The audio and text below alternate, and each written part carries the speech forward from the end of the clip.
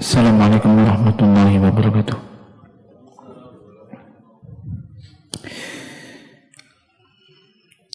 Alhamdulillahi hamdan katsiran tayyiban mubarakan fih kama yuhibbu rabbuna wa yarda. Asyhadu an la ilaha illallah wa la syarika lah wa asyhadu anna Muhammadan abduhu wa rasuluh sallallahu alaihi wa ala alihi washabihi ajmain. Amma ba'd. Jemaah salat zuhur yang dimuliakan Allah Subhanahu wa taala, kita akan melanjutkan pembahasan kita masih terkait dengan rukun Islam yang keempat kemarin, yaitu tentang puasa. Dan kita kemarin setelah kita bahas yang orang yang wajib melakukan puasa, sekarang masuk dalam rukun puasa. Jadi sebentar lagi kita akan masuk juga Ramadan,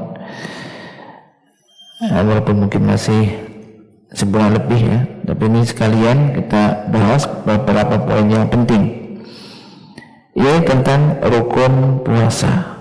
Rukun berarti sesuatu yang harus ada. Yang pertama adalah niat. Berdasarkan firman Allah Ta'ala, wa ma umiru ila liya'budullaha mukhlishina lahuddin. Dan tidaklah jadi mereka ini diperintahkan kecuali agar beribadah kepada Allah dengan mentuluskan ibadah, penghambaan diri kepadanya.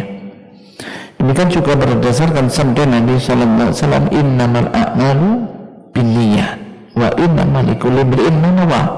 Sesungguhnya amalan itu tergantung niatnya, dan sesungguhnya setiap orang akan mendapatkan apa yang dia niatkan.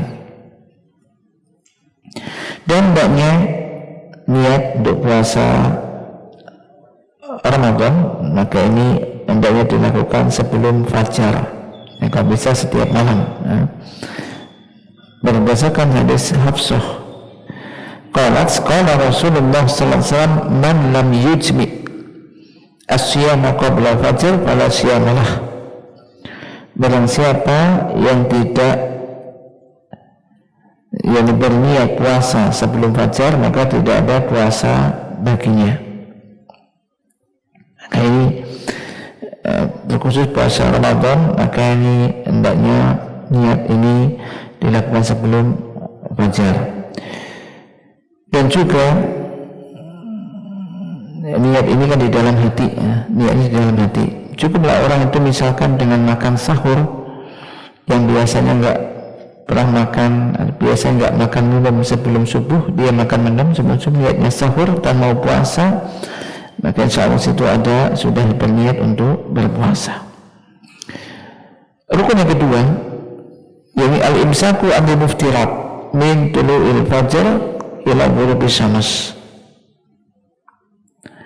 yaitu al-imsak. Imsak artinya ini menahan diri. Maka sebenarnya kalau kita mendengar kata imsak, ini artinya menahan diri. Tapi puasa itu sendiri secara bahasa artinya imsak, menahan diri. Dan secara syar'i tadi menahan diri dari hal-hal yang membatalkan puasa, dari mulai terbit fajar hingga terbenam matahari dengan niat beribadah kepada Allah. Maka di antara rukun puasa adalah menahan diri dari hal-hal yang bisa membatalkan puasa, dari sejak terbit fajar hingga terbenamnya matahari. Allah Ta'ala telah berfirman, fal'an bashiruhunna wabbagu ma kataballahu lakum wa kulu washrabu hatta yatabayyana lakumul khaytul abyadu minal khaytul aswadi minal fajr thumma atimu siyama ilal lail. Maka sekarang kaulilah mereka dan carilah apa yang telah ditetapkan oleh Allah untuk kalian, dan makan serta minumlah kalian hingga tampak jelas bagi kalian, yakni antara benang putih dan benang hitam minal fajar, yaitu dari fajar, maksudnya tampak jelas fajar ya. Kemudian sempurnakanlah puasa ilal lail, ya sampai malam, ya sampai ghurubus syams.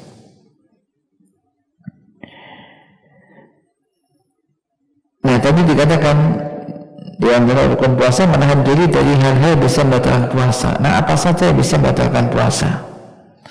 Di antara yang bisa membatalkan puasa yang harus kita jauhi ketika kita berpuasa, yang pertama dan kedua, makan dan minum dengan sengaja. Makan dan minum dengan sengaja. Apabila dia makan atau minum karena lupa, maka tidak ada qada baginya karena lupa, dan juga tidak ada kafarah. Dari Abu Hurairah radhiyallahu anhu bahwasanya Nabi sallallahu alaihi wasallam bersabda, "Man nasiya wa huwa shaimun fa akala aw shariba fal yutimma shaumahu fa idama at'amahu Allahu wa saqah." Dari Abu Hurairah radhiyallahu anhu bahwasanya Nabi sallallahu alaihi wasallam bersabda, barang siapa yang lupa padahal dia puasa, lalu dia makan atau minum, maka setelah ingat ya, hendaklah dia menyempurnakan puasanya, karena sungguhnya Allah telah memberikan makan dan minum kepadanya. Ini kalau benar-benar lupa. Tapi tentunya juga tidak boleh pura-pura lupa ya. Allah Maha tahu. Maka ini puasa ini kan amanah ya, karena hubungan antara kita dengan Allah. Maka ini kalau lupa, benar-benar lupa, begitu ingat, ya harus menyempurnakan lagi. Ya misalkan juga orang biasanya kalau lupa ini puasa, misalkan Senin Kemis atau puasa sunnah, pas haus ingat dia teman-teman di situ pada makan bareng atau apa, ikut juga. Begitu ikut sudah makan banyak, wah aku tadi kan puasa. Maka kalau memang betul-betul puasa, ya boleh habis itu dia berkumur, bersihkan mulutnya, lanjut puasa. Memang lupa.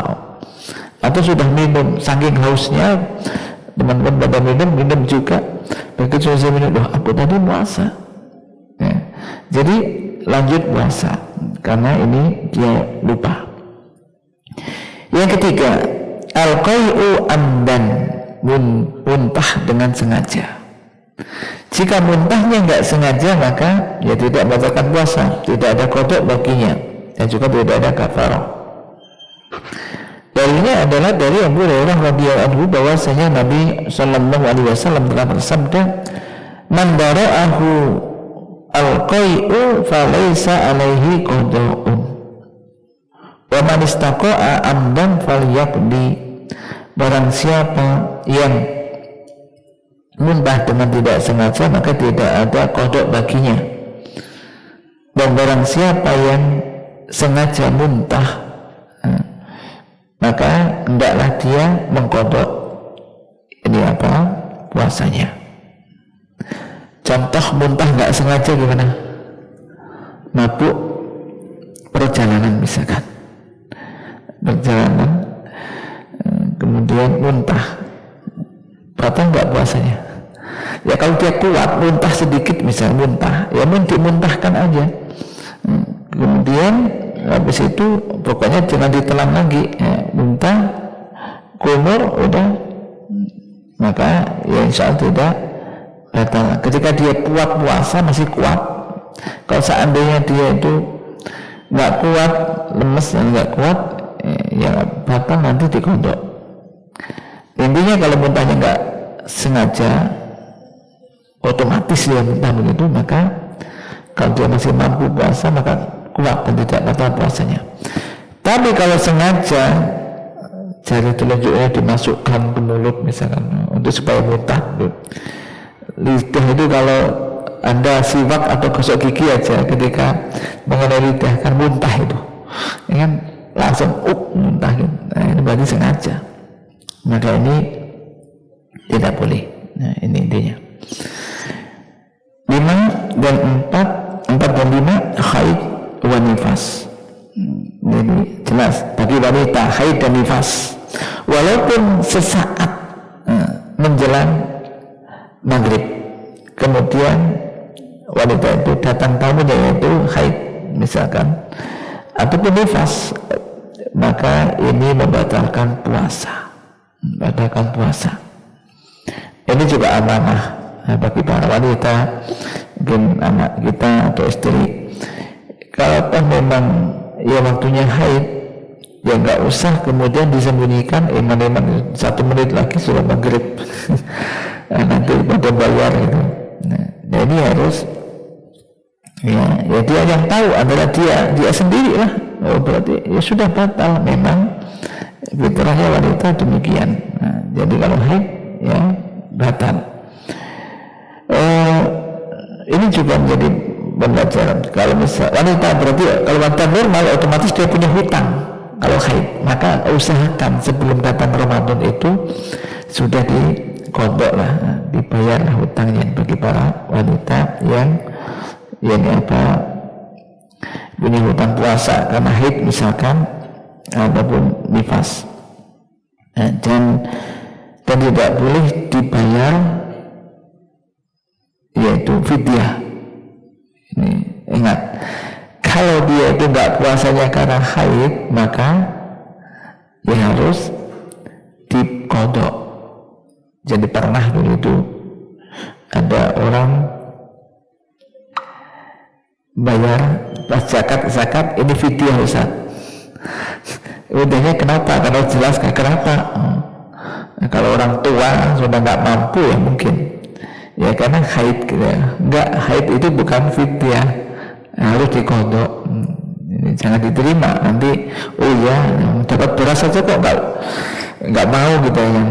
Permasalahannya bukan begitu. Kalau dia itu nanti diterima berarti dia merasa sudah nggak punya hutang loh, jadi fidyah bayar beras. Ya, kalau haid harus dikodok. Ini. Yang keenam yaitu jima di siang hari tentunya. Jadi selain dia itu batal puasanya, tak wajib untuk bayar kafaroh kalau dia melakukan hubungan suami istri di siang hari. Sebagaimana disebutkan di dalam hadis. An Abi Hurairah radhiyallahu anhu telah qala bainama nahnu julusun inda Nabi SAW ija'ahu rajulun faqala ya Rasulullah halaktu qala malaka qala raqatu ala imra'ati wa ana sha'im faqala Rasulullah SAW hal tajidu raqabatan tu'tikuha qala la qala fahal tastati'u an tasuma syahraini mutatabi'aini qala la faqala fahal tajidu it'ama sittina miskina qala la qala fa makasa Nabi sallallahu alaihi wasallam fa baina nahnu ala dhalika utiya Nabi sallallahu alaihi wasallam bi arakin fiha tamrun wal arak miktar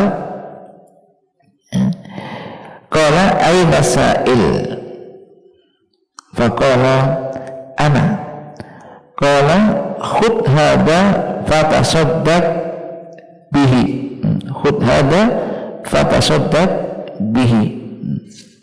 Faqala ar-rajul ala afqara minni ya Rasulullah fa wallahi ma baina labataiha yuridu kharrataini ahlu baitin afqaru min ahli baiti fa dhahika Nabi sallallahu alaihi wasallam hatta badas amyabuhu thumma qala at'imhu ahlak.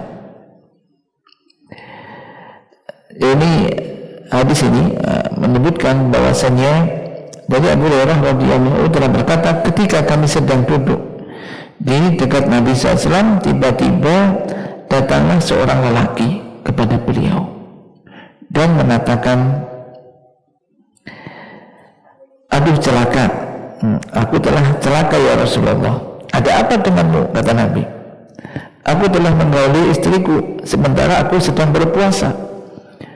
Maka Rasulullah SAW bersabda, apakah engkau memiliki budak yang bisa kamu bebaskan? Qala la, enggak. Turun lagi. Beliau tanya lagi, apakah kamu mampu puasa 2 bulan berturut-turut? Ini kafarohnya ini. Dia bilang enggak mampu. Faqala fa hal tajidu it'ama sittina miskina? Kamu bisa memberi makan 60 orang fakir miskin.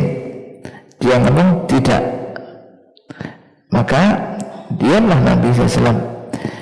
Maka setelah itu diambilkanlah dan Nabi diberi semacam tempat arokin fiha tamrun, yang maksudnya wadah yaitu kurma. Mana tadi yang bertanya, kata Nabi? Saya ya Rasulullah. Saya, katanya, ambil ini, sedekahkan. Kemudian ini diberikan kepada orang yang lebih miskin dari saya. Apakah diberikan kepada orang lebih miskin daripada saya? Karena tidak ada di daerah dekat saya ini, antara dua lembah ini, orang yang lebih miskin daripada saya, katanya, yang jadi paling miskin juga ini. Akhirnya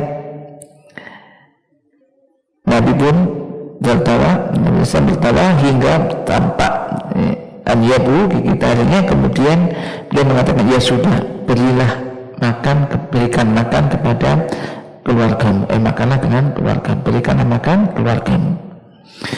Di sini menunjukkan bahwasanya jadi orang yang hubungan suami istri di siang hari di bulan Ramadan, maka ini bahwasanya batal dan wajib membayar kafarohnya tadi, membebaskan budak jika enggak mampu puasa 2 bulan berturut-turut, jika enggak mampu memberi makan 60 orang fakir miskin. Jemaah sekalian dimuliakan Allah Subhanahu wa taala,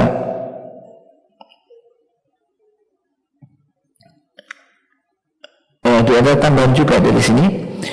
Dari Abu Hurairah berkata, ini datang seorang kepada Nabi aftara fi Ramadan, yaitu berbuka di bulan Ramadan, bihadal hadis, dengan hadis ini dia mengatakan fu'utiya bi arqin fihi tamar qadra khamsata asyara so'an, maka diberikanlah setempat, yaitu satu tempat, di situ ada kurma, yaitu di situ ada kurangnya 15 sok, 15 sok. Wa qala fihi kulhu anta wa ahlu baitika wa sum yawman wastaghfirillah. Bukan di situ, ya sudah, makan kamu dan keluargamu, puasalah 1 hari dan minta ampunlah kepada Allah. Ini tambahannya. Berarti selain bayar kafaroh, qada dan beristighfar kepada Allah Ta'ala, kalau terjadi semacam itu. Kemudian ketahuilah bahwasanya puasa ini adalah syariat dan telah diwajibkan oleh Allah Ta'ala sebagaimana telah kita terangkan. Maka ukurannya adalah bukan masalah kita mampu, misalkan orang mampu, kemudian mampu membayar, memberi makan 1 hari 60 orang miskin, sudah nggak apa-apa melakukan itu, aku tak bayar misalnya. Jadi nggak puasa bayar. Tentunya hikmahnya tidak demikian, karena puasa ada hikmah-hikmah yang agung, rahasia, yang ada hikmah dan rahasia dari disyariatkannya berpuasa. Tentunya bukan hanya itu, karena puasa kita telah sebutkan kemarin, hikmahnya adalah la'allakum tattaqun, agar kalian bertakwa. Dan memang di dalam puasa ini jadi ada hal-hal yang menjadikan orang bertakwa ketika diperhatikan. Jadi antaranya takwa ini kan di dalam puasa berarti ada imtisal awamir, melaksanakan perintah Allah dan meninggalkan larangan-larangannya. Ini bagian daripada takwa. Demikian juga di dalam puasa orang ini menekan hawa nafsunya. Ketika mau makan di siang hari, mau minum, dia mampu, dia nggak lakukan itu. Kenapa? Karena ini dilarang bagi orang berpuasa di siang hari, nggak boleh makan itu. Dia melakukan itu dan dia mampu. Maka ini bagian daripada puasa, bagian daripada takwa. Demikian juga orang nggak berani makan dan minum. Kenapa? Karena dia merasa dilihat oleh Allah. Walaupun Anda sendirian, saya yakin siapapun kalau udah puasa, udah balik, udah ngerti, anak kita aja kalau udah misalkan udah balik ya, kemudian suruh puasa, suruh makan di dalam kamar, ada makanan enak-enak, minuman pun banyak, tapi sedang puasa di siang hari belum maghrib, suruh makan nggak mau, walaupun nggak ada yang melihat. Kenapa Kenapa Anda tidak berani makan? Nggak ada yang melihat, nggak ada CCTV juga. Karena yakin kita itu dilihat oleh Allah. Karena aku nanti puasanya batal. Kan nggak ada yang tahu, Allah tahu. Nah ini melatih diri dengan puasa itu orang melatih apa? Yani apa? Muraqabah, membiasakan merasakan dia itu sedang dilihat dan diawasi oleh Allah, dan ini adalah bagian daripada sifat orang-orang bertakwa. Ini penting. Jadi membentuk hal-hal yang semacam itu, termasuk juga di antara hikmahnya merasakan sakitnya penderitaan, yakni apa? Orang yang kelaparan, ada kelaparan, kemudian haus, sehingga muncul rasa empati kepada orang-orang yang kekurangan, yang enggak punya, fakir miskin, yang mereka tidak hanya sebulan, bisa jadi lebih dari itu, sehingga mudah untuk membantu mereka. Ini juga termasuk sifat orang-orang yang bertakwa. Jadi intinya di dalam puasa ini memang hikmahnya sangat agung, sehingga jangan membayangkan kalau hukumannya semacam itu ya mampu melakukan semacam itu. Maka ini tidak demikian, dan jangan sampai ini apa melakukan yang demikian. Kemudian juga hendaknya juga kemarin saya sebutkan, di antara ulama ada mengatakan kalau orang itu ngakal-ngakali, tiba-tiba dia itu pergi, niatnya nggak safar, suami istri safar, ini kita safar tujuannya pun bisa hubungan misalnya, ini karena alasannya safar kan nggak puasa, padahal hakikatnya tidak. Safar yang penting, maka juga hendaknya tidak dilakukan, ya jangan melakukan, nggak boleh semacam itu. Jadi intinya sekali lagi, puasa ini adalah kenikmatan yang besar, karunia yang besar, kewajiban berpuasa, ya ini kewajiban berpuasa diwajibkan oleh Allah Ta'ala bagi orang-orang beriman. Ini kenikmatan yang besar yang diberikan oleh Ta'ala kepada umat ini, termasuk pada orang-orang beriman, karena dengan itu dia akan menjadi insan pribadi yang bisa bertakwa kepada Allah Subhanahu wa Ta'ala. Dan sementara mungkin sampai sini pembahasan kita masuk, dan tadi ada yang apa hal yang bisa membatalkan puasa, rukun dan hal yang bisa membatalkan puasa. Mudah-mudahan ini bisa merujuk kembali, dan yang penting adalah nanti tentu lebih ditingkatkan, ya, yakni hal-hal apa ibadah puasa kita, dan semoga Allah Ta'ala menolong kita semua untuk bisa nanti mendapati bulan yang berkah, di bulan Ramadan. Allah manfa'na bima 'allamtana wa 'allimna ma yanfa'una warzuqna ilman tanfa'una bih, wa sallallahu ala nabiyyina Muhammad. Subhanakallahumma wa bihamdika asyhadu an la ilaha illa anta astaghfiruka wa atubu ilaik. Assalamualaikum warahmatullahi wabarakatuh.